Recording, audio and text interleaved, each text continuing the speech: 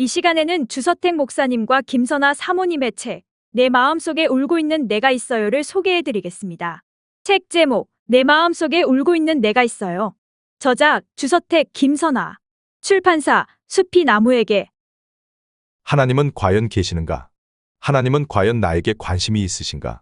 수많은 그리스도인들의 마음속에 이 질문이 있음을 보았다. 나는 마음을 고치는 하나님을 알고 싶었다. 결국 많은 시간이 걸렸지만 마음을 고치시는 하나님을 알 수 있었다. 1991년 공개적으로 내적 치유 집회를 시작했고, 하나님은 우리의 기대와 생각보다 훨씬 더 놀라운 일을 우리에게 보여주셨다. 집회를 끝낼 때마다 우리의 입에서는 이런 말이 나왔다. 내적 치유는 진짜 있네요. 내적 치유는 하나님이 직접 행하시는 거네요. 윤희는 엄마와의 갈등을 참을 수 없어 방황했다. 어떤 때는 이성을 잃을 정도로 부모에게 대들기조차 했다. 아, 내가 미쳐가고 있는 것인가? 윤희의 집은 저를 섬기는 집안이었다. 윤희 부모는 윤희가 귀신이 들렸다며 중을 불러 귀신을 쫓는 의식을 거행했다. 하지만 아무 소용이 없었다. 정신과 치료도 효과가 없었다. 급기야 다리가 마비되는 증세가 나타났다. 윤희 부모는 윤희를 교회로 데려갔다. 교회 역시 윤희를 고치지 못했다. 그러던 중에 윤희는 이 책의 저자를 찾아오게 되었다.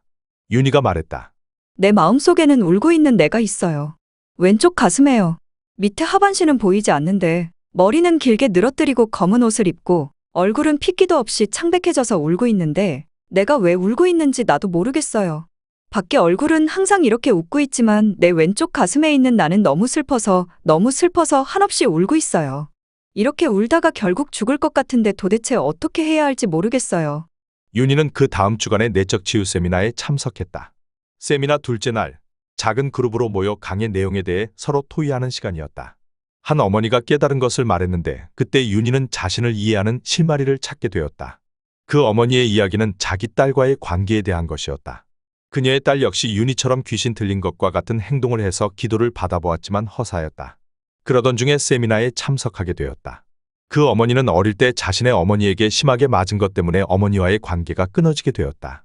그녀는 지금까지 엄마의 사랑을 느껴보지 못하고 지냈다. 그런 상처 때문에 그녀는 자기의 딸에게도 사랑을 주지 못하고 살았다. 그 결과 딸이 엄청난 고통에 시달리게 되었다. 윤희는 그녀의 고백을 듣는 도중에 울음을 터뜨렸다. 윤희의 울음은 통곡으로 바꿔졌다. 윤희는 그때부터 집중해서 세미나에 참석했다. 세미나 마지막 날에 윤희는 다음과 같이 고백했다. 나는 첫날 세미나에 참석한 후에 가족들과 친구들에게 모두 전화를 했어요. 왜냐하면 죽으려고 했기 때문이에요. 그런데 두 번째 강의를 들을 때 나에게 어렴풋한 영상이 떠올랐어요. 그리고 어제 어떤 어머니가 딸과의 관계에 대해서 말씀하실 때 한 장면이 떠오르면서 가슴이 찢어지는 듯한 통증이 올라왔습니다. 그때부터 그녀가 한 얘기는 다음과 같다. 그녀는 아들을 기다리는 집의 둘째 딸로 태어났다. 할머니는 손자를 너무나 기다린 나머지 그녀가 태어난 것을 반기지 않고 딸을 낳은 그녀의 어머니를 구박했다. 그녀 역시 미운 털이 박힌 존재로 자라났다. 할머니는 그녀를 애물단지 취급했다. 할머니는 그녀를 보고 애물단지, 아이고, 저 애물단지라고 말했다. 어느 날 그녀의 아버지가 재판을 받게 되었다. 그날 그녀는 계속 울어댔다. 아무리 달래도 소용이 없었다. 화가 난 할머니는 그녀를 밖으로 데리고 나가서 비가 오는 대문 밖 진흙탕에 버렸다. 그녀가 숨이 막혀 죽을 때가 되었을 때 가족들이 그녀를 안으로 데려갔다. 그녀는 할머니는 그렇다고 치더라도 엄마가 자신을 보호해 주지 않는 것에 매우 화가 났다. 그녀가 학생이 되자 그녀는 엄마와 원수지간처럼 지냈다. 대학 때 기독서클에 들어가 열심히 활동을 했지만 엄마와의 관계는 여전히 나쁘기만 했다. 그런데 어제 통곡하며 울 때 주님이 나타나셔서 엄마를 용서하라고 하셨다. 그녀는 엄마를 위해 기도하기 시작했다. 그러자 가슴의 통증이 사라지고 처음으로 하나님이 자신을 사랑하는 것을 느낄 수 있었다. 그와 동시에 그녀 속에 울고 있던 아이는 온데간데 없어졌다. 그때부터 그녀를 괴롭히던 정신이상 증세가 완전히 사라졌다. 1. 내적 치유란 무엇인가? 첫째, 넓은 의미의 내적 치유. 넓은 의미의 내적 치유는 성령의 역사 속의 그리스도인의 삶 전반을 통하여 하나님을 알아감으로써 일어나는 거룩한 성화의 과정이다. 그러므로 모든 그리스도인은 하나님의 내적 치유 울타리 안에 들어와 있고 내적 치유가 진행되고 있는 것이다. 둘째, 집중적인 의미, 즉 세미나에서 말하는 내적 치유. 인간의 정신적 문제, 내적인 문제를 기독교적인 관점에서 바라보고 성경적인 방법으로 해결해 가는 것이다. 전인 치유를 목적으로 하며 성령의 능력을 통한 사역이다. 인간의 마음을 치료하기 위해 다루어야 할 것은 마음에 쌓인 수많은 기억의 파편들이다. 뇌는 컴퓨터와 같은 기억 장치를 가지고 있다. 어떤 특정한 일은 유리조각처럼 우리 마음에 깊은 상처를 내게 되는데, 우리가 예수 그리스도를 믿은 후 마음에 상처를 입힌 유리조각들 중에서 자신이 의식하고 있고 이해하는 것들은 대부분 해결할 수 있으나, 어떤 것은 잠재의식 속으로 들어가 버려 감지되지 못해 치료되지 않고 발병이 시작된 감염 부위처럼 계속적인 영향을 우리 삶에 미치기도 한다. 이런 것을 치료하기 위해 내적 치유 세미나를 하는 것이다. 2. 상처받은 마음은 외부적으로는 보이지 않지만 반드시 삶 속에 그 상처로 인한 결과가 나타난다. 그 결과는 다음과 같다. 첫째, 대인관계의 어려움. 대인관계의 어려움은 가장 흔히 나타나는 증상이다. 상처가 있는 사람들에게는 두 가지 극단적인 모습이 나타난다. 지나친 지배의 모습과 지나친 의존의 모습이 그것이다. 둘째, 자신에 대한 자존감의 결여. 자존감이 결여된 사람은 교만한 행동을 하게 되거나 자신을 증명하기 위해 엄청난 노력을 하게 된다. 이런 사람은 상대방이 조금이라도 이상한 행동을 하면 그가 자신을 무시한다고 여긴다. 셋째, 삶에 대한 부정적인 태도. 자신이 불행하게 된 것을 남의 탓으로 돌리기 때문에 누군가에 대한 원망이 끊이지 않는다.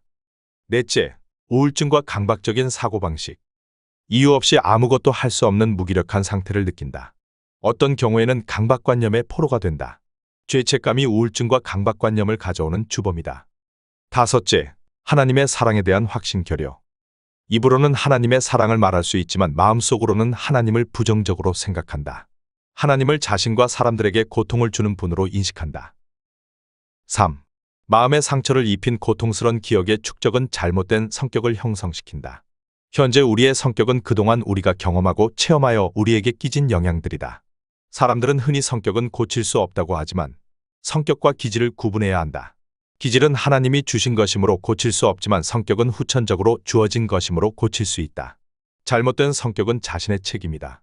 잘못된 성격은 반드시 고쳐야 한다. 4. 잘못된 성격은 하나님이 만드신 것이 아니다. 잘못된 성격은 상처받은 아픔의 결과이며 죄의 결과다. 우리의 성격은 성령님의 능력으로 새롭게 변화될 수 있다. 성령님은 우리가 신의 성품에 참여하도록 도와주신다. 5. 하나님만이 인간의 마음을 온전히 치유할 수 있는 이유. 인간에게는 네 가지 마음의 영역이 있다. 첫째, 내가 알고 남도 알 수 있는 영역이다. 이 부분은 우리 스스로 항상 변화되어야겠다고 생각하는 부분이며 예수님을 믿은 후에 가장 많이 변화될 수 있는 부분이다. 둘째, 나만 알고 남은 모르는 영역이다. 우리는 이 부분을 하나님 앞에서 고치려고 노력해야 한다. 셋째, 나는 모르는데 다른 사람에게는 보이는 영역이다. 이 부분은 진정한 친구가 지적해 줄 수도 있고 고치고자 하면 얼마든지 고칠 수 있다. 넷째, 나도 모르고 남도 모르는 영역이다. 이 부분을 잠재의식이라 한다. 일반적으로 이 부분이 가장 큰 부위를 차지한다. 신앙이 성숙해진다는 것은 이 부분이 줄어든다는 것이다. 잠재의식은 어머니의 태중에서부터 시작된다. 잠재의식 속에는 부모가 유전해 준 것도 있다. 잠재의식을 근본적으로 치료하실 분은 하나님밖에 없다. 6.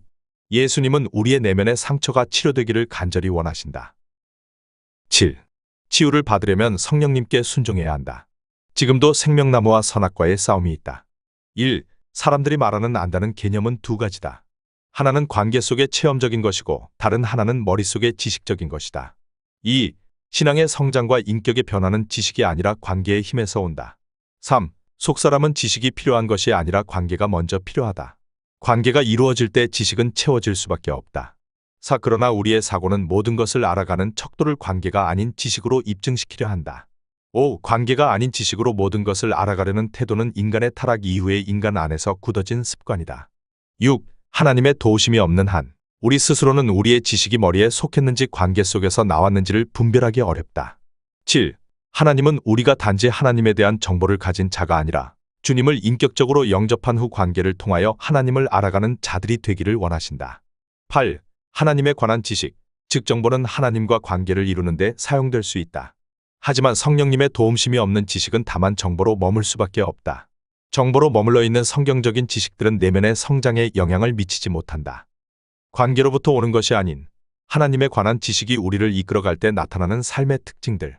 1. 지식이 많아져도 지식이 그 사람 안에서 하나님의 일을 이루지 못한다. 2. 말은 많이 할 수 있으나 그 삶 속의 능력은 나타나지 않는다. 3. 지식으로 자신을 이끌어갈 때 그들의 안정감의 근거는 자신이 알고 있는 지식이므로 누군가 자기와 다른 의견을 제시하면 그를 자신에 대한 도전으로 받아들여 반발하고 그리스도의 몸을 나눈다. 4. 지식의 힘으로는 내면의 벽을 뚫고 들어가지 못한다. 5. 지식만 가지고 있는 사람은 결국 하나님을 대적하는 자가 된다. 하나님과의 관계가 이루어진 삶의 특징. 1. 하나님과 가지는 관계는 어느 것으로도 끊을 수 없다. 2. 그리스도 안에 거하는 한 사람이 전 세계를 이길 수도 있는 힘을 가진다. 어떻게 지식이 아닌 관계 속의 사람을 살아갈 수 있는가? 1. 내가 하나님의 도움이 없이는 위로부터 오는 지식들을 가질 수 없음을 아는 겸손함과 정직함이 필요하다. 정말로 겸손하다면 하나님을 알게 해달라고 가난한 마음으로 기도하라. 정직하다면 내가 가진 사역이나 다른 외적인 것으로 자신과 하나님과의 관계를 입증하려고 하지 않을 것이다. 2. 우리 안에 오랫동안 존재해온 악한 지식들을 몰아내야 한다. 영적으로 거듭났다고 해서 우리의 머리가 공백 상태에서 주님과 교제하는 것은 아니다. 우리 안에 쌓인 지식들은 가나안의 부족들처럼 우리 내면을 차지한 채 하나님의 말씀이 내 안으로 들어오지 못하게 한다. 하나님은 우리에게 가나안의 모든 족속들을 완전히 멸하라고 명하신다. 만일 그것을 남겨둔다면 그것은 우리를 찌르는 가시가 되고 결국은 우리의 사고를 하나님에게서 멀어지게 하는데 사용된다. 그 생각의 뿌리가 악하기 때문이다. 이런 지식들은 오랜 세월에 걸쳐 만들어지고 강력한 진을 만들어 우리의 속사람을 그 속에 가둔다. 그 진은 속사람을 속이는 사탄의 진이기에 그 안에 사람은 자신이 갇혀 있음을 모를 수도 있다. 우리의 속사람에 하나님의 말씀이 전달되기 위해서는 이미 그 자리를 차지하고 있는 잘못된 지식들을 몰아내야 한다. 세상의 헛된 철학과 사상, 사탄적인 지식들을 몰아내야 한다.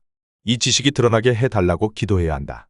당신이 가지고 있는 지식이 말씀 앞에서 볼 때 옳은지를 점검해야 한다. 내적 치유와 이런 사실들의 관련성. 1. 내적 치유 세미나는 하나님과 관계가 이루어지도록 하는 데 목표가 있다. 2. 이런 목표를 이루기 위해서는 속사람에게 하나님의 말씀을 정확히 전해야 한다. 3. 우리의 속사람이 하나님의 말씀을 들으려면 그 속사람을 묶고 있는 결박과 진들을 부수어야 한다. 나는 누구인가? 1. 당신은 어디에서 왔는가? 예수님은 나는 하나님에게서 왔다고 하셨다. 우리 자신의 답변은 무엇인가? 2. 당신은 어디로 가고 있는가? 예수님은 나는 아버지에게서 나와서 아버지께로 간다고 하셨다. 당신의 답변은 무엇인가? 3. 당신은 누구인가? 예수님은 나는 생명의 떡이라고 하셨다. 당신의 답변은 무엇인가? 4. 당신은 무엇 때문에 사는가? 예수님은 나는 아버지의 뜻을 이루려 한다고 하셨다. 당신의 답변은 무엇인가? 내가 무엇을 위해 사는지를 알 수 있는 가장 쉬운 방법이 있는데 그것은 내가 무엇에 가장 예민하게 반응하는지를 보는 것이다. 내가 가장 예민하게 반응하고 가장 많이 생각하는 것, 그것이 바로 내가 살아가는 이유다. 5. 인간은 어떻게 자신에 대한 인식을 형성시켜 왔나? 나는 누구인가를 어떻게 알았나? 인간은 자신 스스로 답을 할 수 없으므로 이 질문에 대한 대답을 다른 사람에게 의존하게 된다. 우리 자신에 대한 인식 가운데 대부분의 것들을 갖는데 가장 많은 영향을 끼친 사람들은 누구인가? 우리는 이와 같이 주위의 사람들과 유입된 정보를 통해 자신이 누구인지에 대한 대답을 서서히 형성시켜 나간다. 또한 그 답은 거의 일생 동안 사실이든 거짓이든 변하지 않고 우리의 나머지 일생을 결정한다. 심각한 문제는 그 대답의 대부분이 거짓이라는 사실이다. 6. 대표적인 거짓 신분증 3가지와 이런 인식이 만들어지는 이유가 무엇인지 생각해보자. 첫째, 나는 우연히 만들어진 별로 중요하지 않은 존재라는 인식의 신분증. 성경은 이에 대해 다음과 같이 말씀한다. 창세기 1장 27절. 하나님이 자기 형상 곧 하나님의 형상대로 사람을 창조하시되 남자와 여자를 창조하시고. 에베소서 1장 3절로 5절. 찬송하리로다. 하나님 곧 우리 주 예수 그리스도의 아버지께서 그리스도 안에서 하늘에 속한 모든 신령한 복으로 우리에게 복 주시되 곧 창세전에 그리스도 안에서 우리를 택하사 우리로 사랑 안에서 그 앞에 거룩하고 흠이 없게 하시려고 그 기쁘신 뜻대로 우리를 예정하사 예수 그리스도로 말미암아 자기의 아들들이 되게 하셨으니. 둘째, 나는 잘못 만들어진 실패작이고 다른 사람보다 잘하는 것이 없다는 인식의 신분증. 이에 대한 성경의 가르침은 다음과 같다. 시편 139편 14절로 15절. 내가 주께 감사하옴은 나를 지으심이 신묘막측하심이라. 주의 행사가 기이함을 내 영혼이 잘 아나이다. 내가 은밀한 데서 지음을 받고 땅의 깊은 곳에서 기이하게 지음을 받은 때에 나의 형체가 주의 앞에 숨기우지 못하였나이다. 이사야 43장 4절. 내가 너를 보배롭고 존귀하게 여기고 너를 사랑하였은즉 내가 사람들을 주어 너를 바꾸며 백성들로 내 생명을 대신하리니. 셋째, 하나님이 당신은 만드실 때 가장 중요하게 여기신 것은 무엇인가? 하나님은 당신의 외면보다 내면을 가장 중요하게 여기신다. 넷째, 하나님이 당신을 만드실 때 실수하거나 다른 사람에게 공평치 않게 만드셨을까? 전혀 그렇지 않다. 하나님은 나를 이 세상에 둘도 없는 걸작품으로 만드셨다. 다섯째, 외모와 신체의 약점 때문에 하나님을 원망해 본 적이 있는가? 로마서 12장 2절을 묵상하라. 로마서 12장 2절. 너희는 이 세대를 본받지 말고 오직 마음을 새롭게 함으로 변화를 받아 하나님의 선하시고 기뻐하시고 온전하신 뜻이 무엇인지 분별하도록 하라. 3. 모든 사람보다 탁월하고 우수한 사람이라는 신분증. 사람이 이런 사고방식을 갖게 되는 것은 비교의식 때문이다. 불행하게도 이런 사고방식은 사탄에게서 왔다. 사탄의 나라는 비교와 경쟁의 나라다. 반면 하나님의 나라는 섬김의 나라다. 4. 우리의 진정한 가치는 어디에 있을까? 나는 하나님의 형상으로 지음받은 하나님과 교제할 수 있는 고귀한 존재다. 나는 자신의 아들을 희생시켜 바꾸실 만큼 가치가 있는 소중하고 사랑스러운 존재다. 성경적 인간 이해. 1. 정상적인 인간이란? 정상적인 인간은 하나님의 다림줄로 측량된다. 2. 하나님의 다림줄에 비추어 볼 때 정상적인 인간은 오직 한 사람밖에 없었다. 이 사람은 영과 혼과 몸을 가지고 있다. 이 사람 안에서 영은 어떤 부분을 차지하고 있으며 어떤 역할을 하고 있는가? 영은 하나님이 모든 피조물 중에 유일하게 인간 안에만 두신 특별하고 놀라운 능력을 가진 부분이다. 이 부분은 하나님과 교제를 나눌 수 있는 인간의 중심이요 근본이다. 이것은 영원불멸한 부분이기도 하다. 이 사람 안에서 몸은 어떤 상태에 있으며 어떤 역할을 하는가? 몸이란 하나님이 흙으로 만드신 부분이다. 이 몸이 있기에 같은 차원의 피조물을 다스릴 수 있고 접촉할 수 있다. 그리고 인간의 몸은 본능을 가지고 있다. 이 사람 안에서 마음, 즉 혼은 어떤 상태이며 어떤 역할을 하는가? 마음은 다리와 같은 역할을 한다. 인간 안에는 완전히 다른 두 개의 차원, 즉 영적인 부분과 물질적인 부분이 서로 공존하고 있다. 이 둘 사이를 연결시켜 주는 것이 마음, 즉 혼이다. 3. 인간의 타락은 인간의 내면을 변화시켰다. 타락한 사람 안에서 영은 어떻게 변화되었나? 인간이 타락할 때 하나님의 영이 인간의 영에서 떠나셨다. 그 결과 인간의 영은 기능을 상실한 채로 인간 안에 존재하게 되었다. 인간의 마음과 몸에 어떤 변화가 일어났는가? 타락한 인간은 마치 지휘자를 잃어버린 군대처럼 어디로 가야 하는지를 모르게 되었다. 4. 타락한 인간에 대하여 구속 역사는 어떤 영향을 미치는가? 영, 거듭남, 성령을 내주, 성령의 충만. 예수님은 십자가로 타락한 인간을 구속하심으로 인간의 영을 거듭나게 하시고 거듭난 영의 성령을 보내셔서 내주하게 하시고 내주하신 성령이 충만하게 하신다. 혼, 마음의 치유, 새로운 건축. 인간의 혼, 즉 마음은 부패하고 깨어져 있기 때문에 치료와 성장이 필요하다. 하지만 이 치료와 성장은 영의 변화처럼 즉각적이지 않다. 아무리 많이 깨어진 인격이라 할지라도 성령은 변화시킬 수 있다. 6. 하나님의 성전, 하나님께 영광 돌리는 신령한 몸. 인간은 영이 구속받게 되면 그의 몸이 하나님의 성전이 된다. 그러므로 구속받은 인간은 몸으로 하나님께 영광을 돌리는 일을 해야 한다. 하지만 인간의 혼은 여전히 구속받지 못했기 때문에 사탄의 이용물이 될 수 있다. 혼이 사탄의 이용물이 되면 혼이 하나님의 성전인 몸을 지배하여 죄를 짓게 만든다. 반면 성령이 지배하는 영이 강해지면 영이 몸을 지배하여 의를 행하게 만든다. 5. 마음의 치유를 간과할 때 나타나는 신앙생활의 굴곡된 모습들. 첫째, 얼굴은 웃고 마음은 우는 가면을 쓰는 신앙생활을 한다. 둘째, 일반 심리학에 의존하는 생활을 한다. 셋째, 하나님에 대한 지식이 많지만 하나님을 모르게 된다. 6. 우리의 마음은 치유가 필요하다. 첫째, 성령은 잘못된 것을 허무는 일을 하신다. 둘째, 성령은 아무리 오래된 과거 속에 숨겨진 일이라도 직시하여 치료하기를 원하신다. 셋째, 성령은 잘못된 것을 숨기기 위하여 스스로 만든 거짓된 피난처들을 파괴하기를 원하신다. 이스라엘의 거짓된 피난처는 그들의 열심 있는 종교 행위였다. 넷째, 성령은 바르게 놓아주기를 원하신다. 성령은 새로운 삶의 머릿돌을 놓아주신다. 다섯째, 성령은 하나님 아버지에 대해, 자신에 대해 알게 하는 지혜를 주신다. 여섯째, 성령은 하나님 아버지와 친밀하게 만들어주신다. 쓴뿌리와 용서. 1. 용서하지 않는 사람의 증상. 첫째, 그 사람에게 관심을 보이지 않으려 한다. 둘째, 관심을 기대하지만 감사를 나타내지 않는다. 셋째, 어떤 사람은 지나치게 칭찬하고 어떤 사람은 지나치게 악의적으로 판단한다. 넷째, 어떤 사람과 우정관계를 맺을 때 소유욕이 강하다. 다섯째, 표면적으로만 행복할 뿐 내부적으로는 대단히 예민하고 까다롭다. 여섯째, 다른 사람들을 만나는데 극히 조심성을 기울인다. 일곱째, 내가 누군가로부터 고통받았던 때를 상세히 기억한다. 그 사건을 생각하며 지금도 마음의 분노와 고통을 느낀다. 그 사건을 기억하며 그 사람을 나쁘게 생각하는 데 사용한다. 여덟째, 상대방이 잘 되는 것을 원치 않는다. 2. 왜 용서해야 하는가? 첫째, 용서하지 않으면 하나님의 용서를 나 자신이 체험하지 못한다. 둘째, 용서하지 않으면 쓴뿌리가 생긴다. 셋째, 용서하지 않으면 용서하지 않는 사람을 닮게 된다. 넷째, 용서하지 않으면 죄의 파생을 끊을 수 없다.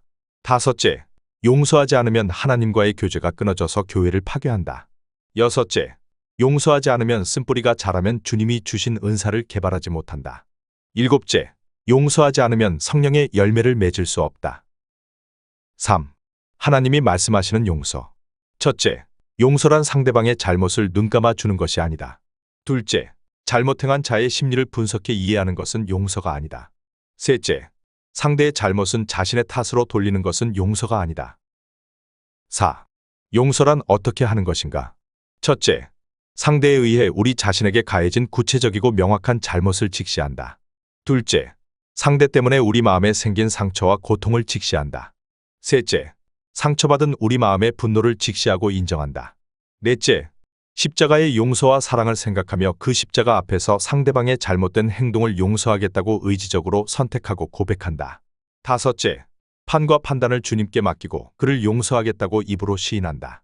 여섯째, 용서하지 못했던 잘못을 주님께 자백하고 깨끗하게 하신다는 주님을 믿고 감사한다. 5. 용서에는 하나님만이 하실 수 있는 일과 나만이 할 수 있는 일이 있다. 하나님만이 하실 수 있는 일. 첫째, 하나님은 나에게 상처를 준 사람에 대한 생각을 변화시키셔서 상대방에 대한 감정을 변화시킨다. 둘째, 하나님이 나의 감정을 변화시키셨다고 해도 상대방의 감정은 변화하지 않게 하실 수 있다. 셋째, 나에게 잘못한 사람을 용서하기로 의지적으로 결단하는 일은 나만이 할 수 있는 일이다. 6. 용서하기 어려운 이유. 첫째, 상대에 대해 시기하고 질투하는 마음이 있을 때 용서하기 어렵다. 둘째, 내 애 같은 죄가 있을 때 정죄하려는 의식이 강해져 용서하기 어렵다. 셋째, 하나님의 성품과 약속을 모르기 때문에 내가 하나님 대신 심판하려는 마음이 생겨 용서하기 어렵다. 넷째, 하나님의 용서를 깊이 인식하지 못할 때 용서하기 어렵다. 다섯째, 용서한 후 결과에 대해 불안하기 때문에 용서하기 어렵다. 7. 용서의 3가지 방향. 첫째, 하나님께 당신 자신의 죄에 대해 용서를 구하라. 둘째, 당신 자신을 용서하라. 셋째, 나에게 상처를 입힌 사람을 용서하라. 성령의 권능을 받으라. 1. 하나님이 인간을 창조하신 이유. 하나님은 하나님의 형상으로 사람을 창조하셨다. 창세기 1장 26절로 28절. 하나님이 가라사대 우리의 형상을 따라 우리의 모양대로 우리가 사람을 만들고 그로 바다의 고기와 공중의 새와 육축과 온 땅과 땅에 기는 모든 것을 다스리게 하자 하시고 하나님이 자기 형상 곧 하나님의 형상대로 사람을 창조하시되 남자와 여자를 창조하시고 하나님이 그들에게 복을 주시며 그들에게 이르시되 생육하고 번성하여 땅에 충만하라 땅을 정복하라 바다의 고기와 공중의 새와 땅에 움직이는 모든 생물을 다스리라 하시니라. 그러나 하나님의 형상이 깨어졌다. 창세기 3장 1절로 6절. 여호와 하나님의 지으신 들짐승 중에 뱀이 가장 간교하더라. 뱀이 여자에게 물어 가로되 하나님이 참으로 너희더러 동산 모든 나무의 실과를 먹지 말라 하시더냐? 여자가 뱀에게 말하되 동산 나무의 실과를 우리가 먹을 수 있으나 동산 중앙에 있는 나무의 실과는 하나님의 말씀에 너희는 먹지도 말고 만지지도 말라 너희가 죽을까 하노라 하셨느니라. 뱀이 여자에게 이르되 너희가 결코 죽지 아니하리라. 너희가 그것을 먹는 날에는 너희 눈이 밝아 하나님과 같이 되어 선악을 알 줄을 하나님이 아심이니라. 여자가 그 나무를 본즉 먹음직도 하고 보암직도 하고 지혜롭게 할 만큼 탐스럽기도 한 나무인지라. 여자가 그 실과를 따먹고 자기와 함께 한 남편에게도 주매 그도 먹은지라. 인간의 타락으로 인간의 영이 하나님과 분리되었다. 하나님은 스스로 인간의 회복할 대책을 마련하셨다. 신약의 복음서는 하나님이 인간을 회복하시는 사실을 가르쳐준다. 2. 예수님이 승천하시면서 하신 약속. 사도행전 1장 4절로 8절. 사도와 같이 모이사 저희에게 분부하여 가라사대 예루살렘을 떠나지 말고 내게 들은 바 아버지의 약속하신 것을 기다리라. 요한은 물로 세례를 베풀었으나 너희는 몇 날이 못되어 성령으로 세례를 받으리라 하셨느니라. 저희가 모였을 때에 예수께 묻자와 가로되 주께서 이스라엘 나라를 회복하심이 이때니까 하니 가라사대 때와 기한은 아버지께서 자기의 권한에 두셨으니 너희 알 바 아니요 오직 성령이 너희에게 임하시면 너희가 권능을 받고 예루살렘과 온 유대와 사마리아와 땅 끝까지 이르러 내 증인이 되리라 하시니라. 3. 성령 세례의 약속이 이루어졌다. 사도행전 2장 1절로 4절. 오순절날이 이미 이름에 저희가 다 같이 한 곳에 모였더니 호련히 하늘로부터 급하고 강한 바람 같은 소리가 있어 저희 앉은 온 집에 가득하며 불의 혀같이 갈라지는 것이 저희에게 보여 각 사람 위에 임하여 있더니 저희가 다 성령의 충만함을 받고 성령이 말하게 하심을 따라 다른 방언으로 말하기를 시작하니라. 4. 성령 세례의 약속은 사도들에게만 하신 약속이 아니다. 사도행전 8장 14절로 17절. 예루살렘에 있는 사도들이 사마리아도 하나님의 말씀을 받았다 함을 듣고 베드로와 요한을 보내매 그들이 내려가서 저희를 위하여 성령 받기를 기도하니 이는 아직 한 사람에게도 성령 내리신 일이 없고 오직 주 예수의 이름으로 세례만 받을 뿐이러라. 이에 두 사도가 저희에게 안수함에 성령을 받는지라. 사도행전 19장 1절로 7절.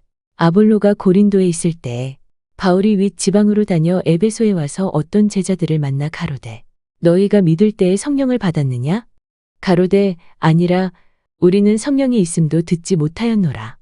바울이 가로되 그러면 너희가 무슨 세례를 받았느냐? 대답하되 요한의 세례로라. 바울이 가로되 요한이 회개의 세례를 베풀며 백성에게 말하되 내 뒤에 오시는 이를 믿으라 하였으니 이는 곧 예수라 하거늘 저희가 듣고 주 예수의 이름으로 세례를 받으니 바울이 그들에게 안수함에 성령이 그들에게 임하심으로 방언도 하고 예언도 하니 모두 12사람쯤 되니라. 5. 성령님은 누구신가? 첫째, 성령님은 삼위일체 하나님이시다. 둘상지읒째, 성령님은 사람의 속성을 모두 가지고 계신 분이시다.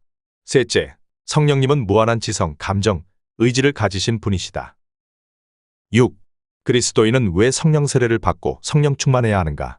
첫째, 하나님이 인간을 만드신 목적을 이루기 위해서 성령 세례를 받고 성령 충만해야 한다. 둘째, 성령님만이 우리를 영적인 진리 가운데로 인도할 수 있기 때문에 성령 세례를 받고 성령 충만해야 한다. 셋째, 성령님만이 우리에게 하나님의 뜻을 가르쳐 주시기 때문에 성령 세례를 받고 성령 충만해야 한다. 넷째, 주님이 우리에게 성령 세례를 받고 성령 충만하라고 하셨기 때문에 성령 세례를 받고 성령 충만해야 한다. 다섯째, 성령님만이 우리가 죄를 깨닫게 해 주시기 때문에 성령 세례를 받고 성령 충만해야 한다. 여섯째, 성령님만이 사람들의 마음을 감동하여 성경을 깨닫게 해 주시기 때문에 성령 세례를 받고 성령 충만해야 한다. 일곱째, 성령님만이 우리가 그리스도의 증인이 되게 해 주시기 때문에 성령 세례를 받고 성령 충만해야 한다. 7. 왜 성령 충만을 받지 못하는가? 첫째, 하나님의 약속을 몰라 구하지 않기 때문이다. 둘째, 자신이 연약한 것을 모르는 교만 때문이다. 셋째, 욕심으로 구하기 때문이다. 넷째, 고백하지 않은 죄가 있기 때문이다. 다섯째, 하나님을 의심하기 때문이다. 8. 어떻게 성령을 받을 수 있는가? 첫째, 회개하고 주님을 영접하라. 둘째, 마음을 비우고 용서를 받으라. 셋째, 구하라. 넷째, 믿음으로 받아들이고 하나님을 찬양하라. 9. 주의해야 할 점이 있다. 첫째, 성령 세례를 받은 것은 완성이 아니라 시작이다. 둘째, 당신 안의 외적 은사는 순종하지 않으면 사라진다. 셋째, 성령의 임재, 세례, 충만을 체험하라. 넷째, 중생과 성령 세례 그리고 성령 충만의 의미를 기억하라. 다섯째, 요한복음 15장 말씀을 묵상하라. 성령 세례에 관한 더욱 자세한 설명을 원하시는 분들에게 이것이 성령 세례다를 추천합니다. 나의 진정한 아버지를 바로 알지 못하게 하는 굴레들. 1. 육신의 아버지와의 관계가 하나님과의 관계에 영향을 미친다. 육신의 아버지는 하나님 아버지에 대한 이미지를 형성하는 데 가장 강력한 영향을 끼치는 존재다. 하나님의 모습을 바로 볼 수 없을 때 나타나는 증상은 막연한 불안감이다. 그러기에 기쁜 일이 있어도 마음 한구석은 더욱 불안해진다. 이 기쁜 일 뒤에 갑자기 어려운 일이 닥치면 어떻게 하나 하는 불안감이다. 이 때문에 긴장 속에서 살게 된다. 육신의 아버지의 유형과 영향. 첫째, 좋은 아버지. 이런 아버지의 자녀들은 하나님을 믿을 때 하나님을 아버지로 쉽게 느낀다. 둘째, 화를 잘 내는 아버지. 화를 잘 내는 아버지 밑에서 자란 사람은 자신도 화를 잘 내고 하나님도 화를 잘 내는 무서운 분으로 상상한다. 셋째, 거리가 믿는 아버지. 감정을 표현하지 않는 아버지를 둔 사람은 자신 역시 감정을 표현할 줄 모르게 되고 하나님도 사무적으로 만난다. 넷째, 연약한 아버지. 아버지가 연약하면 어머니가 강하다. 이런 아버지를 둔 사람은 하나님께 전적으로 자신을 맡기지 못한다. 다섯째, 안 계신 아버지. 아버지가 부재한 경우에는 하나님이 자신의 삶을 보살펴 주시지 않는 것으로 오해한다. 여섯째, 알코올 중독에 빠진 아버지. 이런 아버지를 둔 자녀는 술 취한 아버지의 변덕 때문에 정서적으로 미성숙하게 되어 하나님께 매우 충성스럽게 살지만 사실은 하나님의 로봇처럼 행동한다. 일곱째, 나를 버린 아버지. 아버지에게 버림을 받은 사람은 하나님을 신뢰하지 못하여 자포자기하게 된다. 여덟째, 나를 부끄러워하고 나를 용납하지 못하는 아버지. 이런 아버지를 둔 사람은 하나님도 자신을 용납하지 않을 것으로 오해한다. 아홉째, 나에게 해를 끼친 아버지. 이런 아버지를 둔 사람은 하나님을 온전히 신뢰하기 어려워한다. 2. 인생의 위기에서 받은 상처로 쓴뿌리가 생겨 하나님과 친밀하게 되지 못한다. 3. 조상으로부터 내려온 저주의 끈과 굴레들이 우리를 묶고 있어 하나님을 바로 알지 못한다. 성경은 죄악의 끈이 사대를 이어진다고 한다. 출애굽기 20장 5절. 그것들에게 절하지 말며 그것들을 섬기지 말라.